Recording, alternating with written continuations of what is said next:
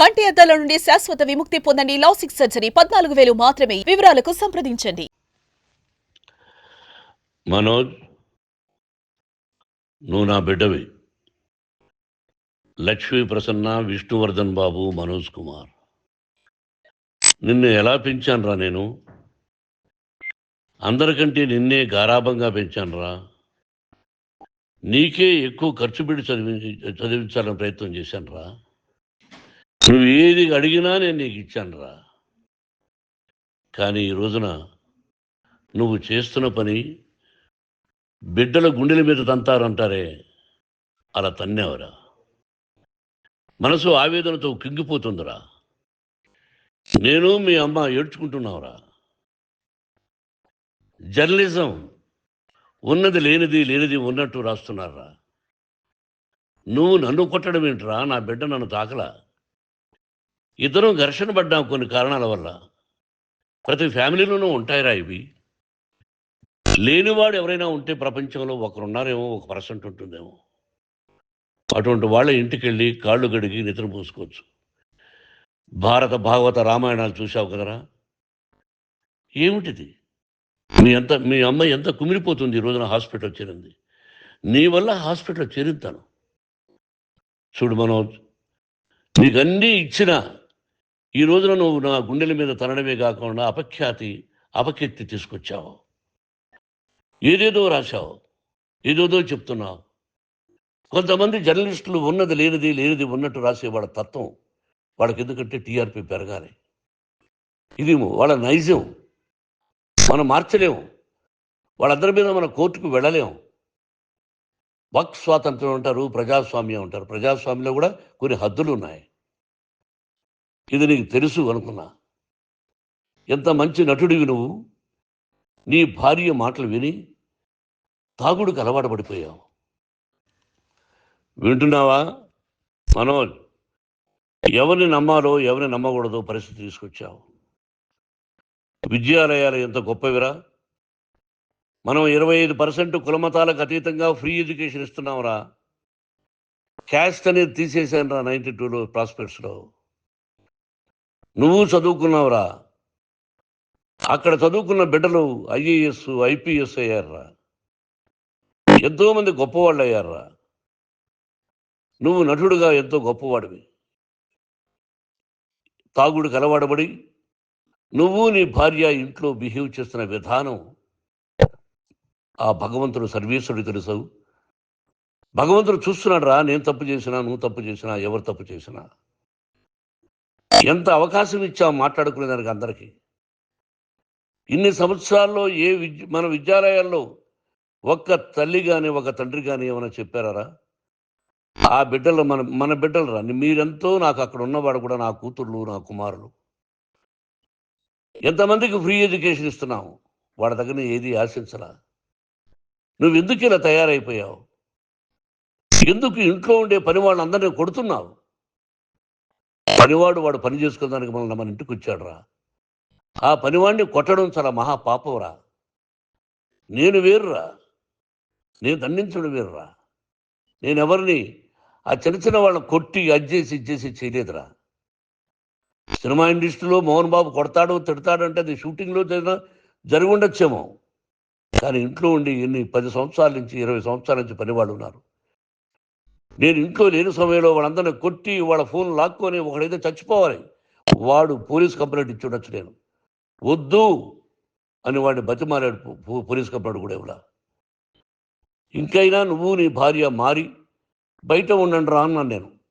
లేదు డాడీ, తప్పు చేయలేని ఒకసారి వచ్చావు, మళ్ళీ తప్పు చేశావు, మళ్ళీ వెళ్ళావు, మళ్ళీ ఈసారి తప్పు చేయనన్నావు. ఏమండి వీడు తప్పు చేయడం అని మీ అమ్మ చెప్పింది. ఇంట్లో పెట్టుకున్నా.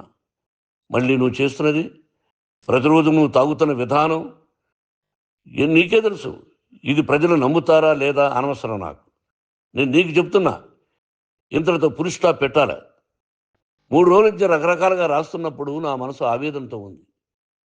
మళ్ళీ చెప్తున్నా, Mohan Babu university is greater than temples. Greater than temples.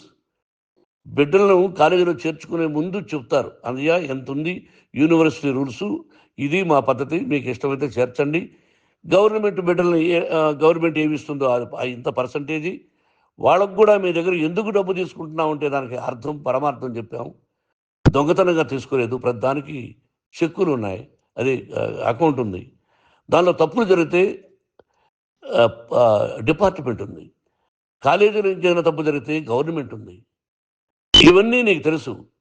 ఈ రోజున ప్రపంచంలో నేను నెంబర్ 1గా చేయాలని మీ అన్న కష్టపడి ఇతర దేశాల్లో నెంబర్ 1 యూనివర్సిటీ టైఅప్ చేశాడు. ఈ రోజు నువ్వు చేసిన విధానం ఏమిటి? నువ్వే ఒకప్పుడు నాకు ఇవి ఏమొద్దు నేను యాక్టింగ్ అన్నావు, ఈ రోజున ఏం చేస్తున్నావు? విద్యాలయాల మీద పడ్డావు. తల్లిదండ్రులు చాలా గొప్పవాళ్ళరా. కొంతమందికి డబ్బు కట్టలేకపోవచ్చు, కట్టని వాళ్ళకు కొంత సహాయం చేసాం, అంతా సహాయం చేయలేము. బ్యాంకుల్లో డబ్బు కట్టాలి, లెక్చరర్స్కి డబ్బులు ఇవ్వాలి, యూనివర్సిటీ బ్రహ్మాండంగా నడపాలంటే మంచి లెక్చరర్స్ కావాలి.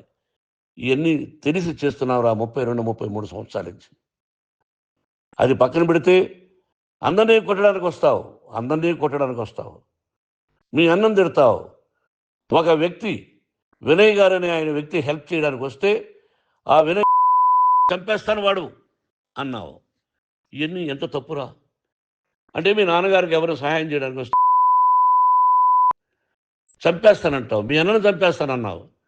చంపరా చూద్దాం మీ అన్న, నేనే అన్నా. తాకరా నీ ధైర్యం ఉంటే అన్నా. ఎంతమందిని చంపాలనుకుంటున్నావు, ఎంతమందిని చేయాలనుకుంటున్నావు, నువ్వు ఏం సాధించాలనుకుంటున్నావు? ఆలోచించుకో. ఈ ఇంట్లోకి అడుగు పెట్టడానికి నీకు అధికారం లేదు. ఇది నా కష్టార్జితం. మా నాన్నగారు 10 రూపాయలు 10 పైసలు కూడా ఇవ్వలేదురా, మంచి జన్మనిచ్చాడు మా నాన్నగారు. మద్రాసుకు వెళ్ళి వీధుల్లో అడుగు తిన్నాను రా, ఒక పూట కూడా భోజనం లేకుండా అడుగు తిన్నాను రా. న్యాయంగా మోహన్ బాబు తిడతాడు కొడతాడంటారు కానీ మోసగాడని అనలేదురా. నీట్ పార్లమెంటేరియన్గా బయట వచ్చాను రా. నువ్వు నా పరువు ప్రఖ్యాతులు మంట కలిపావు. ఏమిటి నేను చేసిన అన్యాయం? నీకు జన్మనిచ్చాను, అదా నేను చేసిన పాపం. అందుకే ఇది నా ఇల్లు అన్నావు. నువ్వు నీ ఇల్లు కాదు, నీ కష్టార్జితంతో నువ్వు సంపాదించుకున్న ఇల్లు నీది. ఇది నా డబ్బు, నా కష్టార్జితం. నా కష్టార్జితంలో నేను పిలిస్తేనే మీరు ఇంట్లోకి రావాలి. అటువంటిది పోగొట్టుకున్నావు నువ్వు. ఆస్తులు అంటావా, ముగ్గురికి సమానంగా రాయాలా లేదా అది నా ఇష్టం. ఆస్తులు ఇస్తానా, లేకపోతే గంగపాలు చేస్తానా, లేకపోతే ఎవరికైనా దానధర్మాలు చేస్తానా, అది నాకు సంబంధించిందిరా, నా కష్టార్జితం రా. మీరు చేస్తున్న విధానం గుణగణాలు కావాలరా. మందు తాగచ్చురా, ఎంత తాగాలి? నేను కూడా 1 or 2 పెగ్స్ తీసుకుంటా. ఇది తప్పు కాదు, జనానికి తెలియాలి, నా డబ్బు ఇది. తాగి ఎవరిని కొట్లా, తాగి నేను తింటున్నా, అది ప్రజలకు అక్కర్లా. నేను తప్పు చేస్తేనే ప్రజలకు కావాలా. ఇవన్నీ ఉన్నాయిరా, ఇవన్నీ తెలుసుకో. జర్నలిస్ట్ సోదరులారా, మీకు నా గతాన్ని తెలుసు, నా భవిష్యత్తు, నేను ఎక్కడి నుంచి వచ్చాను కూడా మీకు తెలుసు. ఈ రోజున మీరు రాస్తున్న విధానం, నా బిడ్డ నన్ను కొట్టాడన్నారు, ఎంత తప్పు. ఈ రోజున నా బిడ్డ మీద కోపంతో అవును చెప్పచ్చు, కాదు, వాడు నా మీద చెయ్యెత్తలేదు. నేను ఘర్షణ పడ్డాం. ఘర్షణ వేరు, కొట్టుకోవడం వేరు. గాయాలతో హాస్పిటల్కి వచ్చి కుంటుకుంటుగా నడిచాడు. మళ్ళీ ఏమని పోలీస్ స్టేషన్కి వెళ్ళి చెప్పాడు. ఎవరో 2 ఉన్నారు, వాళ్ళిద్దరూ నా మీద దాడి చేశారన్నాడు. నా ఇంట్లో పనిచేస్తున్న వ్యక్తుల గురించి పోలీస్ స్టేషన్కి వెళ్ళి చెప్పవలసిన అవసరం అతనికి లేదు, హక్కు లేదు. పోలీస్ డిపార్ట్మెంట్ కూడా తెలుసుకోవాల్సిన విషయం. నా ఇంట్లో ఉండే వర్కర్స్ మీద నేను కంప్లైంట్ ఇవ్వాలి. నువ్వు పర్మిషన్ లేకుండా నా ఇంట్లోకి నువ్వు చొరబడి ఇల్లు నాదంటూ ఇంట్లో పనిచేస్తున్న వర్కర్స్ మీద కంప్లైంట్ ఇచ్చావు. అది ఎంతవరకు పోలీసు న్యాయమో రూల్సో చూద్దాం. పోలీస్ డిపార్ట్మెంట్ ఇంటికి వచ్చింది, వాళ్ళకి రాశాను ఉత్తరం, అయ్యా నేను సీనియర్ సిటిజన్ని, నాకు రక్షణ లేకుండా ఉంది, నా బిడ్డ వల్ల నా ఇంట్లో నుంచి నా బిడ్డను పంపించేసి ఇది నా ఇల్లని. వాళ్ళు నాకు సమాధానం ఇవ్వలేదు. ఇవ్వకపోగా ఎవరిని పట్టించుకోలేదు. ఇప్పుడు పోలీసు వాళ్ళు వచ్చి ఏమండి రూల్స్ ప్రకారం నా బిడ్డ ఇంటికి రాకూడదంటే మాకు హయ్యర్ డిపార్ట్మెంట్, హయ్యర్ అథారిటీ వాడు ఫోన్ చేశారు, మీరు ఎవరిని స్టాప్ చేయొద్దండి, బయట నుంచి ఎవరైనా వస్తే వాళ్ళని స్టాప్ చేయండి అన్నారు. 2 రోజుల నుంచి 10 మంది 20 మంది వస్తున్నారు. వాళ్ళు అలా చూస్తూ నిలబడ్డారు, వాళ్ళు ఫోటోలు తీసుకున్నారు, వాళ్ళ మీద మళ్ళీ వదిలేస్తున్నారు. ఎవరిని నిందించాలి? But I give respect to the police department. వాళ్ళకి ఎవరు ఏ అధికారి ఫోన్ చేశాడో, ఆ అధికారికి ఏ పొలిటీషియన్ చేశాడో, అది వాళ్ళకే వదిలేస్తున్నా. కాబట్టి వాళ్ళు పోలీస్ కంప్లైంట్ ఇచ్చినా కూడా మేము సంబంధం లేదని అంటున్నారు. కాబట్టి నేను నా బిడ్డను నిన్ను నాపు చేస్తున్నా. నువ్వు ఇంట్లోకి వచ్చే అధికారం నీకు లేదు. నువ్వు వచ్చి నీ బిడ్డను తీసుకెళ్ళు. సంతోషం, నువ్వు రాలేదు, నీ బిడ్డను జాగ్రత్తగానే చూసుకుంటావు. Take care your daughter, that's all. మీ అమ్మ హాస్పిటల్లో అడ్మిట్ అయింది. రేపో ఎల్లుండో మీ అమ్మను పిలిపించి బాగైన తర్వాత ఇదిగో నువ్వు నీ కొడుకు బిడ్డను తీసుకెళ్ళి వాడికి అప్పచెప్పని చెప్తాను పోలీసు వాళ్ళ ఆధ్వర్యంలో. ఇది 100% జర్నలిస్టు సోదరులారా, పులి స్టాప్ పెట్టండి. మీకు కుటుంబాలు ఉన్నాయి, మీ యజమానులకు కుటుంబాలు ఉన్నాయి.